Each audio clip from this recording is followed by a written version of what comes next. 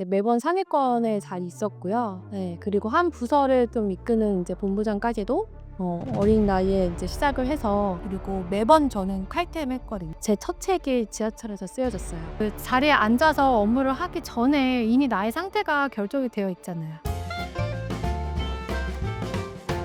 아니 그 작가님이 이제 일을 나름 잘하셨다고 하시니까 어떻게 얼마나 뭐 일을 잘하셨나요? 저는 그래도 어쨌든 좀 성과가 보여지는 직업을 가지고 있었는데 이제 매번 상위권에 잘 있었고요. 네, 그리고 한 부서를 좀 이끄는 이제 본부장까지도 어린 나이에 이제 시작을 해서 어쨌든 제일 올라갈 수 있는 자리까지는 올라갔었던 것 같고요. 다른 사람보다 빠른 승진, 그쵸. 그리고 이제 객관적으로 증명될 수 있는 어떤 성과를 냈다. 그쵸. 어떤 숫자적인 성과 그리고 매번 저는 칼퇴했거든요. 어 아이를 제가 저녁도였거든요. 제가 남편이 아이를 아침에 보내고 제가 해야 되는데 칼퇴를 하면서도 결국 잘 성과를 유지한 거. 그럼 이제 성과를 내셨다고 하니까 이제 일을 잘하는 분들을 보면 작가님의 사례도 괜찮고 작가님도 주변에도 일잘러들이 있을 거 아니에요. 네. 그분들을 보면은 그렇지 않은 사람과의 그 아침의 모습이 어떻게 다르던가요? 아침의 모습은 정말 달라요. 저는 확신할 수 있는 게 몇 시에 뭐 일어나고 이런 문제가 아니라 아침을 그러니까 허겁지겁 끌려가듯이 아니고 정말 내가 선택해서 내가 하루를 여는 거죠. 그러니까 우리 뭐 잘 알려진 유명한 무슨 기업가 뭐 사업가 해외 뭐 이러신 분들도 새벽에 일어나서 뭐 운동을 한다, 명상을 한다, 요가를 한다 이런 것들 많잖아요. 그러니까 그런 극단적인 사례들 아니어도 주변에서도 진짜 하루를 좀 내가 선택한 시간에 일어나서 5 분, 10 분이라도 업무 시작 전에 뭐 따뜻한 차 한 잔을 마신다든지 아니면 업무 리스트를 체크를 한다든지 그렇게 해서 업무를 시작하는 사람이랑 정말 막 허겁지겁 와 가지고 딱 의자에 앉아서 시작하는 사람이랑은 그 하루는 같을지 몰라도 그 하루가 계속 쌓이고 몇 달이 되고 몇 개월이 되면 결국에는 성과는 달라지거든요.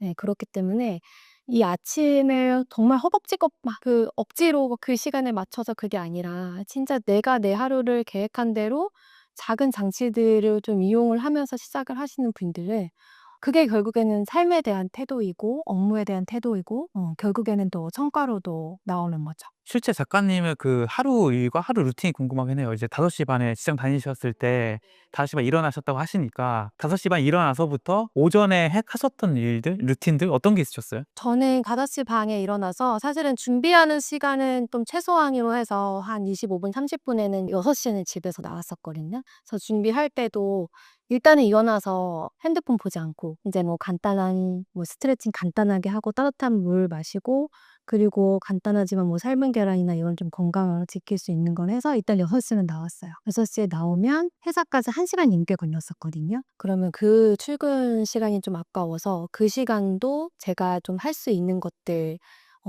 관심 있는 뭐 유튜브 영상을 보는 것도 좋고 제가 영어가 계속 필요한 좀 업무였기 때문에 그런 어플을 통해서 공부를 하기도 했고요. 제가 메모하는 것도 되게 좋아해서 제 첫 책이 지하철에서 쓰여졌어요. 달리는 지하철에서 헤드폰 메모장으로 쓰여졌거든요. 그러니까 그렇게 좀 시간을 보냈고 그다음 출근을 해서는 사실 7 시쯤에 사무실에 오면 아무도 없어요. 저는 그 고요가 너무 좋아. 1등 하셨구나. 네. 그리고 그 시간이 유일하게 정말 저의 시간인 거예요. 왜냐면 집에서는 계속 아이들도 있고 집안일도 하니까. 그래서 그 시간은 정말 힘든 날에는 그냥 위로받는 뭐 음악을 듣기도 했고 예 아니면 그 시간에도 좀 더 생산적으로 뭐 공부를 하고 싶은 걸 하기도 했고 저는 그 시간이 너무너무 좋았고 그리고 이제 제가 8 시부터 5시 근무를 했거든요. 그러면 그전에는 한 10 분, 15분 전에는 이제 업무할 것들을 체크를 해서 진행을 하고 그렇게 해서 딱 칼퇴를 하면 그다음엔 또 제가 아이를 픽업을 해야 되니까 퇴근길에는 제가 책에도 썼는데 애써서 뭐를 하려고 하면 너무 힘들더라고요. 퇴근길에는 그냥 진짜 제가 좋아하는 미드 보고 완전히 그냥 가끔 하고 싶은 게임도 하고 그렇게 보냈어요. 네, 그 시간을 보내고 와서는 또 아이랑 같이 있고 뭐 저녁 해 주고 씻고 이러면 저는 오히려 밤에는 뭘 못 하겠더라고요. 출퇴근했을 때에는. 저녁에도 애 재워 놓고 뭐 9시 반, 10 시에 뭘 하려고 하면 안 되는 거예요. 노력은 했었지만.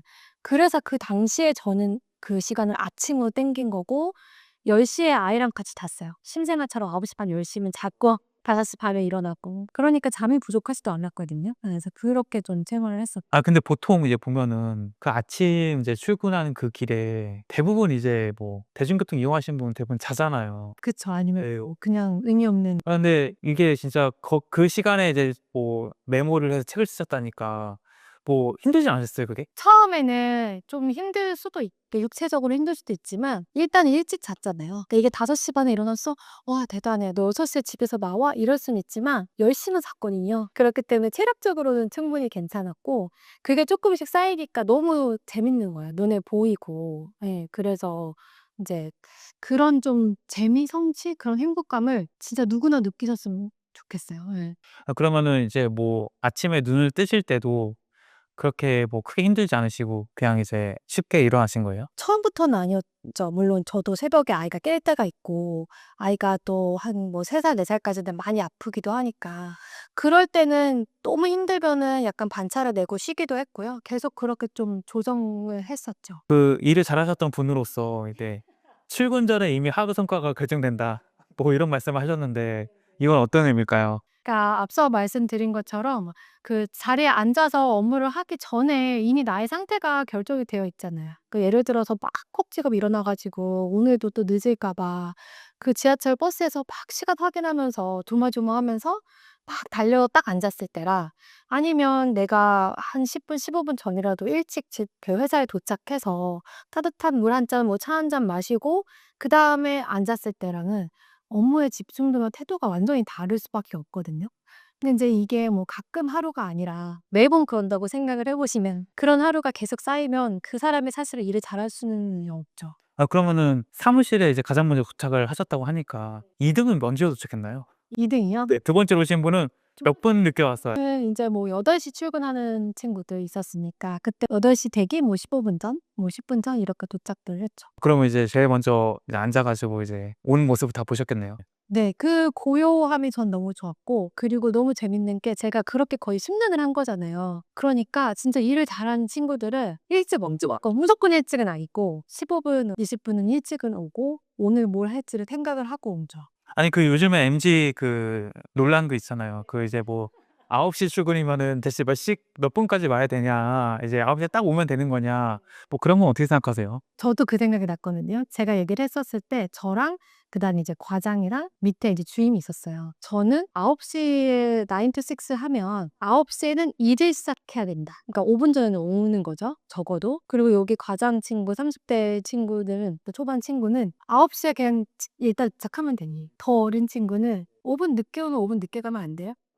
저는 모르겠어. 끝낼지는 모르겠지만 9 시에는 업무를 시작할 수 있는 그 상태를 만드는 게 뭐 이거는 책임의 문제보다는 일을 잘할 수 없는 거죠. 그게 나의 일에 대한 태도인 거고. 아니 뭐 그런 얘기도 있더라고요. 이제 5분 일찍 와서 이제 5분 일찍 퇴근해라. 그런 거는 괜찮나요? 글쎄요. "내가 5분 전부터 준비해서 9 시부터 6 시까지 업무를 꽉 채워서 한다." 예. 그렇게 하는 사람들이 결국 일을 잘하더라. 그쵸. 그건 나의 업무에 대한 나의 일에 대한 약간 태도 아닐까요? 망한 아침도 되살릴 수 있다고 하셨어요. 이 망한 아침이라는 건 어떤 상태인 거고 어떻게 되살릴 수 있나요? 일단은 망했다는 생각을 안 하는 게 좋은 것 같아요. 이거는 제가 조금 더 극단적인 단어를 쓰기는 했지만 뭐 예를 들어서 내가 아침 루틴을 엄청 꼼꼼하게 잘 지키던 사람들도 상황에 따라서는 못 지킬 수도 있는데 '아 그냥 오늘 하루 다 날려 버리자.'가 아니라 중간에라도 할 수 있는 것이 뭔지를 생각을 해서 다시 뭔가를 좀 조정해서 그날 하루는 하는 거죠. 우리는 좀 완벽하지 않으면 안 하려고 하는 것도 있고 오늘 그냥 내가 잘 좀 한두 가지가 어그러졌으면 오늘 하루를 통으로 날리는 경우도 많고 그러니까 그렇지 않을 수 있다. 그 얘기 좀 하고 싶었어요. 그러니까 이제 딱 루틴대로 살다 보면 딱 이런 게 있잖아요. 내가 딱 집에 6시 나오신다 했잖아요. 6시 또 나오면은 내가 그 버스든 지하철이든 딱 그 분에 오는 버스나 지하철 타게 되고 딱 그러면 딱 그 도착하는 시간 딱딱 정확하게 되잖아요. 근데 뭐 예를 들어서 내가 나왔는데 핸드폰을 놓고 왔어. 그럼 다시 돌아가서 오는 순간 그 버스와 그 차를 떠나고 이제 이게 모든 게 엉그러지는 게 이제 망한 아침이라고 표현해 주신 거잖아요. 그럼 이제 그게 이제 기분이 나쁘고 내가 오늘 되게 뭐 되게 혼란스럽고 되게 내 뜻대로 아침이 흘러가지 않았고 이게 짜증이 나고 이러면서 그 하루를 망치기 일쑤인데 그것들을 거기에 휘둘리면 안 되고 다시 그럼 루틴을 잡아서 다시 돌아가야 되는 거죠? 처음부터 끝까지 다시 할 필요는 없고 이건 이미 지나갔고 놓쳤으니까 뭐 내가 예를 들어서 매일 아침에 스트레칭도 하고 뭐 아침도 꼼꼼하게 챙겨 먹고 나왔었는데 그걸 못 하겠다라고 하면 그냥 물 한 잔 마시고 나와서 회사에 가는 길에 뭐 그런 삶은 계란이라든지 뭐 주먹밥 이런 걸 사서 먹을 수도 있는 거고 그냥 그 상태에서 다시 할 수 있는 것부터 하는 거죠. 우리가 아까 전에 아침에 출근하는 모습만 봐도 이 사람이 일을 잘하는지 잘하지 못하는지를 알 수 있다 했는데 좀 더 이제 구체적으로 일을 잘하는 사람과 못하는 사람의 그 실제 업무 면에서는 어떤 차이가 있다고 보세요? 저는 업무할 때 이게 나의 성과와 연결이 되는 중요한 일인지 아닌지를 파악하는 판단력? 그게 있는 친구들과 없는 친구들이 정말 다른 것 같아요. 우리가 그냥 사실은 급한 일에 많이 매달리게 되거든요. 네. 근데 이제 급하지는 않지만 중요한 일들도 있고 이것들이 나의 성과와 어느 정도가 직결이 되는지를 좀 파악할 수 있어야 되고 우선순위도 좀 잘 정할 수가 있어야 되는 거죠. 근데 그 우선순위를 대부분 이제 뭐 헷갈리거나 잘못 판단하는 거잖아요. 그래서 이제 작가님 책에 그 시간의 사사분면이라고 했나? 네. 그걸 한번 설명해 주면 좋을 것 같아요. 네. 이거는 인제 내가 업무를 하는 업무들이 굉장히 많잖아요. 그 하는 업무 리스트들을 좀 쭉 나열을 해 본 후에 4 가지 영역으로 나누는 거예요. 그러니까 첫 번째는 급하고 중요한 일, 그리고 두 번째는 급하지는 않지만 중요한 일, 그 세 번째는 급한데 중요하지 않은 일, 그 네 번째는 인제 중요하지도 않고 급하지도 않은 일이거든요. 우리가 흔히들 이 첫 번째를 다 처리하다가 하루가 끝나요. 급하고 중요한 일? 네. 뭐 예를 들면은 고객이 있다라고 하면 고객의 요청, 뭐 오늘 계약을 하기로 한 고객의 계약서를 작성하는 거, 보고서 마감이 내일이어 가지고 내일 처리해야 되는 거, 이런 것들은 굉장히 당연히 급하고 중요한 거죠. 이것만 하고 끝나는 사람들이 많은데 저는 중요한 거는 이 두 번째에 있다고 생각을 해요. 급하지는 않지만 중요한 거거든요. 그건 예를 들면 뭐 업무 프로세스를 좀 개선하는 거라든지 아니면 내가 속한 필드의 그런 지식이나 뭐 산업에 관련된 거를 계속 학습하는 거라든지 뭐 영업을 하시는 분들이라고 하는 잠재 고객을 발견하는 일이라든지 이제 이런 것들이 있거든요.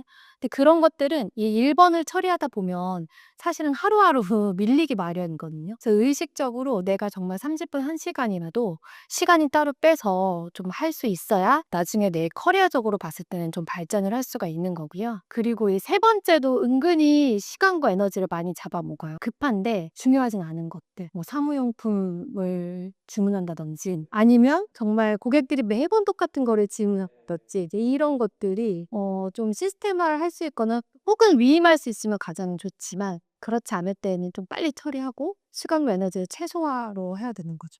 그럼 급하지도 않고 중요하지 않은 일은 어떤 게 있나요? 요즘 직장은 제일 많은 거는 늘어드는 회의, 그쵸? 아니면 뭐 업무하다가 중간중간 계속 웹서핑하는 거 이런 것들. 아니 본부장을 하셨다고 하시니까 회의 주관을 많이 하셨을 거잖아요. 그러면 이 늘어지는 회의라는 게 이게 어쨌거나 그걸 원하는 사람 아무도 없잖아요.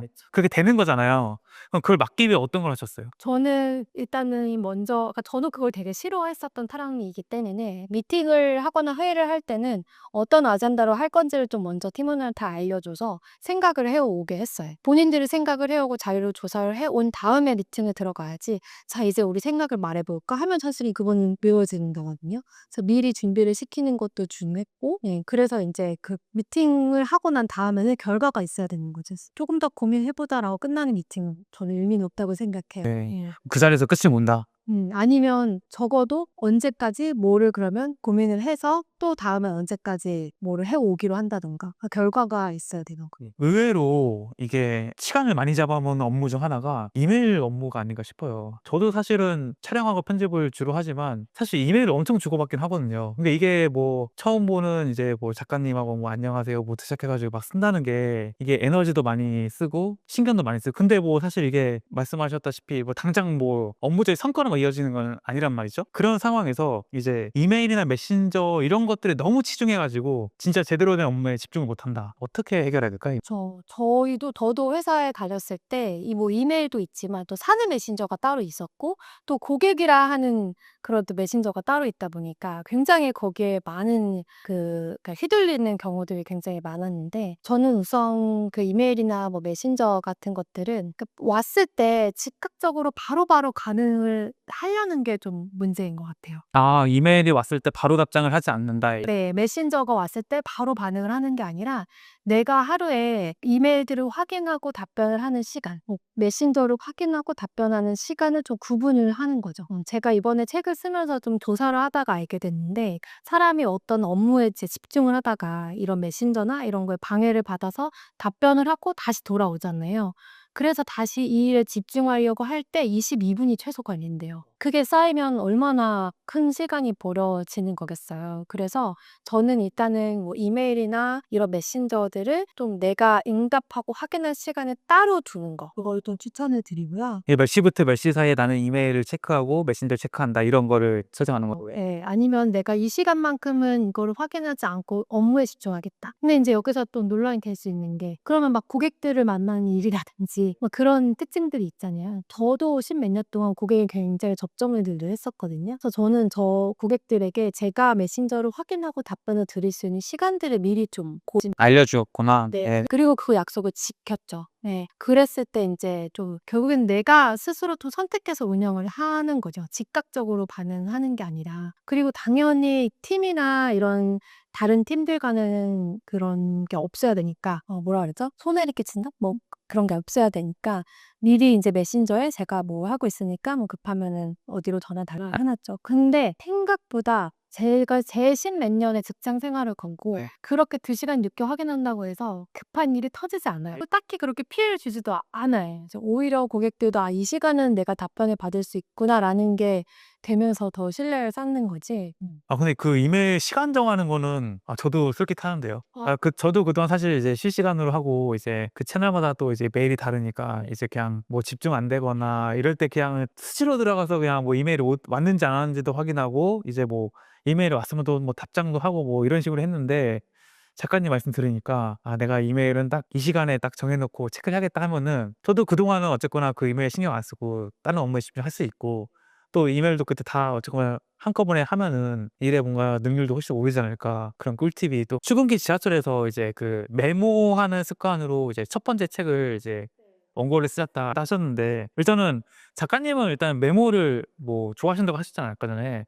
어느 정도로 하시는 편이세요? 진짜 뭐 메모를 진짜 예쁘게 진짜 엄청 하시는 분도 있고 막 다이어리 쓰는 게 막 되게 막 스스로 뭐 그게 막 너무 즐겁고 행복하고 이러신 분도 있잖아요. 근데 어느 형이세요? 저는 그냥 순간순간 기억이 나거나 수시로 막 적는? 네 맞아요. 근데 이 메모라는 게 갑자기 뭐가 생각났다 펜이 어디 있고 뭐 연필이 어디 있고 메모장이 어디 있고 막 이럴 수가 없잖아요. 저는 핸드폰. 제 핸드폰 메모장을 스마트폰에 보여 드리고 싶은데 거기에 뭐 다 있어요. 오늘 뭐 해야 될 거나라든지 그리고 내가 아이 때문에 뭐 사야 되는 것들 심지어 뭐 마트를 가거나 뭐 어디 가서 뭘 사야 되는 것들 갑자기 가면 기억이 안 나니까 그때그때 그냥 거기다가 메모를 해 두는 거죠. 그럼 그거는 원래 어릴 적부터 원래 그러셨어요? 아니면 이것도 역시 좀 어떤 계기가 있어서 이제 메모를 하시기 시작한 거예요? 아이를 낳으니까 깜빡깜빡 엄청 하는 것 같아요. 이제 뭐 내가 꼭 기억해야 될 걸 까먹고 저는 머리가 좋다고 생각을 했었는데 깜빡깜빡 하는 게 되게 많아지고 원래는 어렸을 때는 좀 일기 쓰는 거를 좋아하긴 했었거든요. 근데 이렇게 순간순간의 메모는 사실은 많이 안 했었어요. 그래서 이제 업무 메모부터 시작을 했어요. 업무할 때 우리가 보통 업무 리스트를 아침에 적고 시작은 하잖아요. 근데 이제 일을 하다 보면 중간에 내가 아침에 정해진 업무만 나오진 않잖아요. 계속 요청 사항이 있으니까 그때그때마다 그냥 계속 메모를 했더니 일을 안 빼먹고 되게 꼼꼼한 사람이 되어 있는 거예요. 왜냐면 나는 여기다가 요청을 받으면 네 그 요청 받은 거 하겠습니다."라고 해서 여기다 일단 적어 놓고. 적었으니까 나는 맘 편하게 하던 일을 계속하고 나중에 그 메모만 체크했을 때 '아 요거 안 했네. 아 이거 해야겠네.' 이제 이런 부분이 되니까 일에서 펑크가 안 나니까 좀 꼼꼼하고 결국엔 꼼꼼하면 또 일을 잘하게 되잖아요. 이제 그런 것들을 경험을 하면서 제가 수시로 또 메모를 많이 하게 된 거죠. 그럼 메모를 뭐 굵직굵직하게 정말 중요한 것들만 하세요? 아니면 진짜 사소한 것까지 다 하세요? 사소한 거라고 하면 뭐 예를 들어서 예를 들어서 뭐 아까 말했듯이 뭐 긴급하진 않지만 또 중요하지도 않은 아이가 뭐 양말이 필요해. 근데 뭐 양말이 집에 있을 테니까 그 중요하지는 또 뭐 긴급하지도 않잖아요. 뭐 이런 것도 적는 편인 건지 아니면은 이제 뭐 '오늘 집에 계란이 떨어졌네. 계란을 사야지.' 뭐 이렇게 좀 약간 중요성도 약간 쪼끔 있고 이제 긴급함도 좀 있네. 뭐 이런 것만 기록을 저는 메모는 그냥 아이디어로 다 하는 것 같아요. 예. 그 자잘한 것들. 왜냐면 그렇기 때문에 제가 막 메모장이 있거나 뭐가 있는 건 아니고 스마트폰 항상 들고 많이 다니잖아요. 그럼 그랬을 때 이거 이렇게 하나만 키워드만 적어 놔도 그러면은 작가님께서 느끼신 메모의 힘 언제 느끼셨고 어떤 힘이 있던가요, 메모가? 일단 방금 전에 말씀드렸던 단기적으로는 업무적인 거가 정말 꼼꼼한 사람이 돼요. 내가 놓치지 않게 되고 뭐 마감일부터 시작해서 오늘 해야 되는 일 이런 것들 나는 다 기억하지 않지만 머리는 믿지 못해도 이때가 손은 믿을 수가 있거든요. 그래서 이제 그렇게 메모하면 일을 좀 꼼꼼하게 빠뜨리지 않는 사람이 되고요. 그리고 장기적으로는 좀 순간순간 저는 떠오르는 생각들이나 아니면 뭐 누구랑 얘기를 하면서 인사이트를 얻었다거나 또는 정말 아이랑 얘기를 하다가 느끼거나 이런 것들도 사실은 메모나 기록을 많이 해 두거든요. 그럼 그거는 정말 나의 좀 경험에 더해지면서 되게 큰 자산이 되는 것 같아요. 그래서 저처럼 책으로 이어질 수도 있고 저의 미팅리스트 책도 사실은 그냥 그렇게 아이템을 적으면서 시작이 됐기 때문에 예 그건 하나의 콘텐츠가 될 수도 있고 또 뭐 다른지 사업을 하시거나 창업을 하시거나 아니면 직장 생활에서 또 여러 가지 아이디어가 필요하신 분들에게도 굉장히 큰 자산이 될 수 있을 것 같아요. 그럼 메모의 양이 많으시겠어요. 뭐 지금까지 쌓인 것도 있을 테고. 그래서 그 중간에 지우거나 또 그 구글 워드 프로세스 옮겨 넣기를 복사해서 요즘 워낙 쉬우니까.